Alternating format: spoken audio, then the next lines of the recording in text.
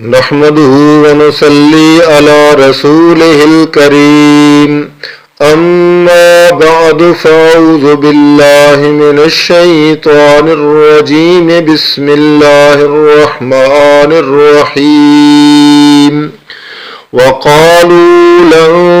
تمسنا النار إلا أياما معدودة قل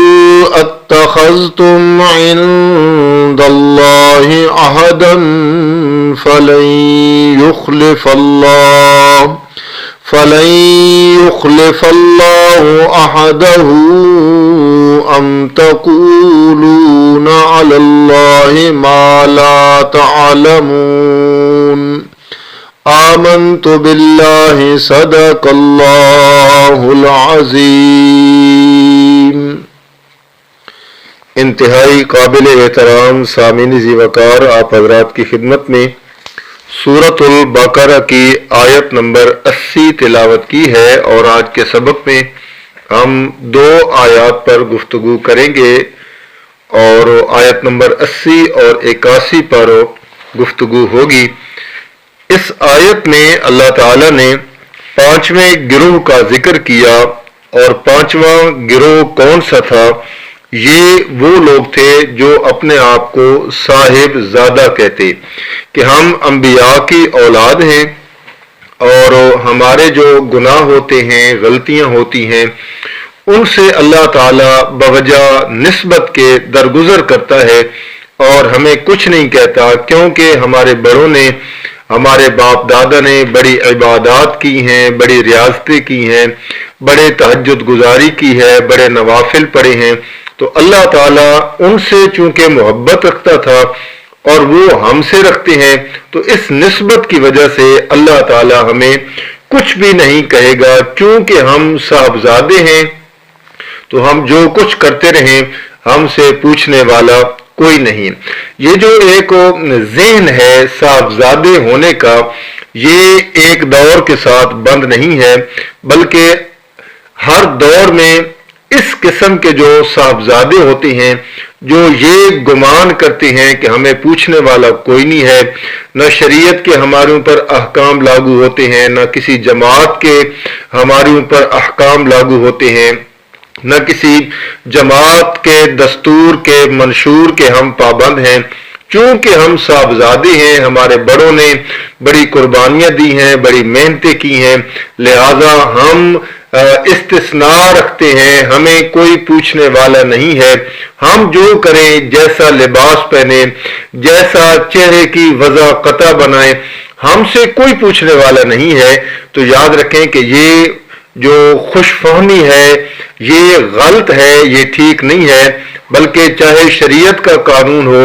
یا کسی جماعت کا دستور اور نظم ہو، ہر ایک بندے پہ لاگو ہوتا ہے، چاہے جماعت کا امیر ہو یا جماعت کا کوئی ادنا سا کارکن ہو، جماعت کا جو دستور اور منشور بن جاتا ہے وہ ہر ایک پہ لاگو ہوتا ہے۔ جس طرح شریعت کے احکام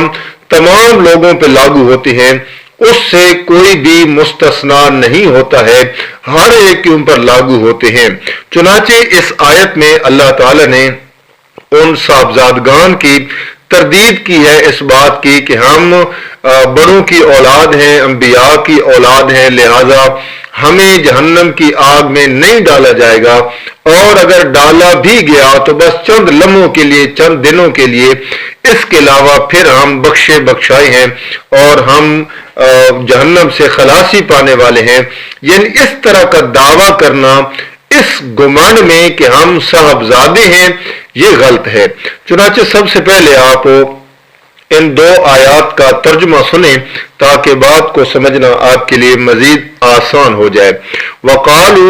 اور وہ صاحبزادے کہنے لگے، لن تمسنا النار الا ایاما معدودہ، کہ ہرگز نہیں چھوئے گی جہنم کی آگ مگر سوائے گنتی کے چند دن۔ کل، فرما دیجیے میرے پیغمبر، اتخذتم عند اللہ عہدا، کیا تم نے اللہ کے پاس کوئی وعدہ کیا ہوا ہے کہ فلن یخلف اللہ عہدہ، کہ اللہ اپنے وعدے کی ہرگز خلاف ورزی نہیں کرے گا؟ ام تقولون علی اللہ ما لا تعلمون، یا تم اللہ پر وہ بات کہہ رہے ہو جو تم جانتے نہیں ہو۔ بلا من کسب سیئۃ، کیوں نہیں جس نے کمائی کی کوئی برائی، یہ قانون ہے یاد رکھیے گا،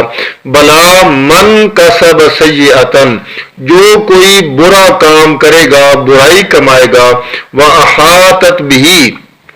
خطیئتہ، اور گھیر لیا اس کو اس کی برائی نے، غلطی نے، فَأُولَئِكَ أَصْحَابُ النَّارِ، پس وہ جہنم کا ساتھی ہوگا، یعنی جہنم میں ڈالا جائے گا، ہم فیہا خالدون، اور وہ اس میں ہمیشہ رہیں گے۔ یعنی ایک طرف اللہ تعالیٰ نے ان کے اس دعویٰ کی تردید فرمائی ہے کہ تم جو کہتے ہو کہ ہمیں جہنم کی آگ مس نہیں کرے گی، اگر بالفرض والمحال مس کرے گی بھی صحیح تو گنتی کے ایام معدودہ، چند دن ہم جہنم کی آگ میں جائیں گے اور پھر ہمیں جہنم سے آزاد کر دیا جائے گا۔ اس وجہ سے آزاد کر دیا جائے گا کہ نحن ابناء اللہ و احباؤہ، ہم اللہ کے پتریلے ہیں اور اللہ ہم سے محبت کرتا ہے، اس وجہ سے تمہیں جہنم کی آگ میں نہیں ڈالا جائے گا۔ فرمایا نہیں، یہ خیال غلط ہے، اس کو دل سے نکال دو، کیونکہ سابقہ تاریخ یہ بتاتی ہے کہ انبیاء کا باپ ہو، انبیاء کا بیٹا ہو، جس بندے کے پاس رب کی توحید نہیں ہے، جس بندے کے پاس اس وقت کے پیغمبر کی سنت نہیں ہے، چاہے اس کی نسبت جیسی بھی ہو، اللہ تعالیٰ نے اس کی بخشش ہو محض نسبت کی وجہ سے نہیں کرنی ہے، بلکہ اللہ نے بخشش کرنی ہے تو اس کے اپنے ایمان اور عمل صالح کے بدلے اس کی بخشش کرنی ہے۔ اللہ تعالیٰ نے مثال کے طور پر نوح علیہ السلام کے بیٹے کو پیش کیا کہ نوح علیہ السلام اپنے بیٹے کے سامنے بات کرتی ہیں اور کہتے ہیں بیٹا ارکب معنا، ہمارے ساتھ کشتی میں سوار ہو جا، اور بیٹا کہتا ہے سآوی الی جبل یعصمنی من الماء، میں پہاڑ پہ چڑھ جاؤں گا اور یہ پہاڑ مجھے پانی سے بچا لے گا۔ اللہ کا پیغمبر کہتا ہے کہ بیٹا لا عاصم اليوم، آج کے دن بچانے والا کوئی نہیں ہے، الا من رحم ربی، مگر جس پر میرا رب رحم کرے گا وہی بچے گا۔ لیکن بیٹا اس پہاڑ کو اپنا وسیلہ سمجھتا ہے اور غیر اللہ کے جو عقیدے ہیں، نظریے ہیں، انہیں پر پکا ہے، اپنے باپ پیغمبر کی بات نہیں مانتا ہے۔ قرآن سورہ ہود میں اس واقعہ کو نقل کرتا ہے اور قرآن کہتا ہے کہ باپ اور بیٹے کے درمیان بات ہو رہی ہے، فحال بینہم الموج فکان من المغرقین، باپ اور بیٹے کے درمیان ایک بہت بڑی موج جو طوفان آیا ہوا تھا وہ حائل ہوا،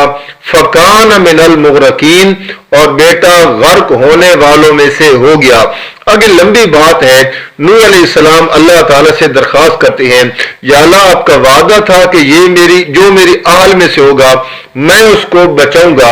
اللہ تعالیٰ نے نوح علیہ السلام کے ساتھ جو تخاطب فرمایا یا نوح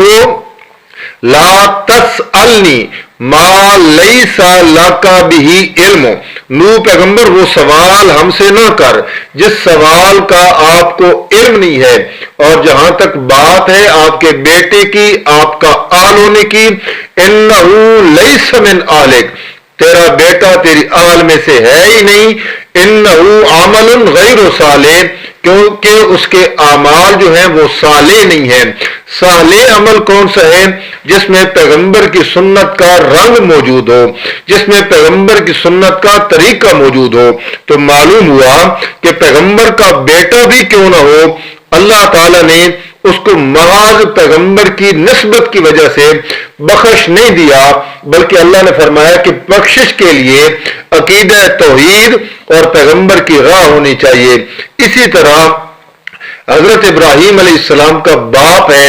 آزر ہے، اس کو بھی اللہ تعالیٰ نے جہنم میں ڈالنا ہے، کیونکہ اس کا یہی عقیدہ تھا کہ جو قبر میں چلا جائے، جو مردہ ہوتا ہے، جو مورتی ہوتی ہے، وہ سنتا ہے۔ تبھی تو ابراہیم علیہ السلام فرماتے ہیں یا ابتی لما تعبد ما لا يسمع ولا يبصر ولا يغني عنك شيئا، بابا ان کی پوجا پاٹ کیوں کرتا ہے جو تیری پکار کو سن نہیں سکتے ہیں۔ معلوم ہوا کہ آزری عقیدہ یہی تھا کہ جو مورتیاں ہوتی ہیں، جو بت ہوتا ہے، چاہے وہ کھڑا ہو یا پڑا ہو، وہ سنتا ہے، دیکھتا ہے، جانتا ہے، قدرت رکھتا ہے، لیکن پیغمبر اس کی تردید کرتا ہے، لا یسمع ولا یبصر ولا یغنی عنک شیئا، وہ سن بھی نہیں سکتے ہیں، دیکھ بھی نہیں سکتے ہیں، کچھ کر بھی نہیں سکتے ہیں۔ اس عقیدے کا مالک باپ تھا، اسی عقیدے کے ساتھ مر گیا، اللہ نے اس کی بخشش نہیں کرنی، وہ جہنم میں جائے گا۔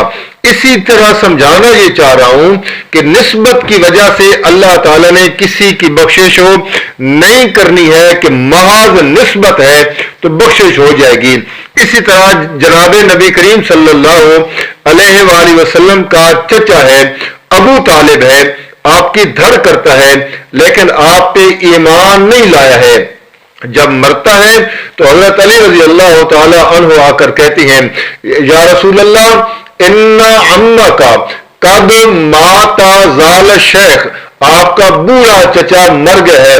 آپ نے فرمایا پھر مجھے کیا بتاتے ہو، جاؤ اس کو دفن کر دو، مجھے بتانے کی ضرورت نہیں ہے۔ یہ پیغام ہے، یہ میسج ہے ان مولویوں کے لیے، ان علماء کے لیے جو اپنے آپ کو عقیدہ توحید پر کاربند سمجھتے ہیں، جو اپنے آپ کو موحد بھی سمجھتے ہیں، اور پھر کہتے ہیں کہ میں نے فلاں فلاں فلاں فلاں کا جنازہ پڑھایا ہے، پڑھا ہے، بخشش کی دعا کی ہے، میری کوئی مجبوری تھی۔ اللہ کی قسم پیغمبر کا سکا چچا ہے اور حضرت علی رضی اللہ تعالی عنہ کا والد ہے، اس سے بڑی کیا مجبوری ہو سکتی ہے؟ لیکن میرے پیغمبر نے قرآن پہ عمل کر کے دکھایا ہے، ما کان للنبی والذین آمنوا ان یستغفروا للمشرکین، نہ کسی ایمان والے کے لیے جائز ہے اور نہ کسی پیغمبر کے لیے جائز ہے کہ وہ کسی مشرک کے لیے بخشش کی دعا کرے، اس کے لیے یوں کہے اللہم اغفر لحینا و میتنا، یہ کہنے کی اجازت نہیں ہے اس بندے کے لیے جو بندہ ساری زندگی شرک کرتا رہا، کفر کرتا رہا، بدعات کرتا رہا، رسمیں کرتا رہا اور مر گیا اسی حالت میں، بخشش کی دعا نہیں کر سکتے ہیں۔ اللہ کا قرآن یہی بات سمجھاتا ہے کہ صاحبزادوں، بخشش کی دعا اس بندے کے لیے ہو سکتی ہے جو بندہ عقیدہ توحید پر مرتا ہے، جس کے عمل میں بدعت موجود نہ ہو، اس کے لیے بخشش کی دعا کر سکتے ہیں۔ اور قرآن نے اسی قانون کو بیان کر دیا ہے، فرمایا بلا من کسب سیئات واحاطت بہ خطیئتہ، جس بندے نے برا عمل کیا، عقیدہ توحید کی مخالفت کرتا رہا، سنت کے خلاف بدعت کو رائج کرتا رہا، عقیدہ کچھ اور تھا، قرآن کچھ اور کہتا، عمل سنت کا کچھ اور تھا، یہ کچھ اور کرتا رہا، واحاطت بہ خطیئتہ، اس کے گناہوں نے اسے گھیر رکھا تھا۔ کون سے ہیں؟ بدعات والے، شرک والے، فَأُولَٰئِكَ أَصْحَابُ النَّارِ هُمْ فِيهَا خَالِدُونَ، یہ بندہ پکا جہنمی ہے اور یہ جہنم کی آگ میں رہے گا۔ قرآن یہ پیغام دیتا ہے کہ کسی کی نسبت ہو، محض نسبت بچا نہیں سکتی ہے، ہاں نسبت بھی ہو، عقیدہ توحید بھی ہو، پیغمبر کی اتباع بھی ہو، سونے پہ سہاگا ہے۔ اللہ سے دعا ہے اللہ کریم نے جو کچھ کہنے کی توفیق دی ہے، اللہ ہم سب کو اس پر عمل کرنے کی توفیق عطا فرمائے۔ وما علینا الا البلاغ۔